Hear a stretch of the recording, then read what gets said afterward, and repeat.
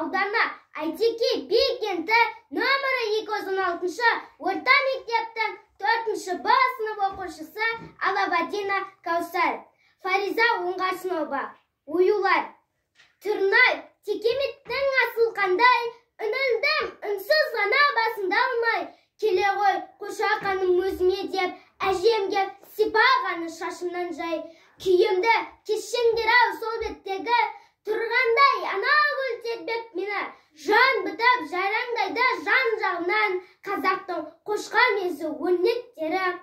Аңсаумен күнім өтті қанша менім, желбілдім басқұртам аңсабемім, әжемнің көзіндей бұл өрнектер, таба алмай дала езіп шаршап едім. Елістеп көз алдыма саңсақтарың, келгенде құлағыма аңсатқаның, түріне текеметті көріп тұрмын, әжемнің тарамысы саусақтарың. Шебер көп бұл заманда кілеңкерім, болмайтын ажыратып түріндерің. Сүрінбей жүре алама ғасырлардан, әжемнің оюларны жыр әндерің.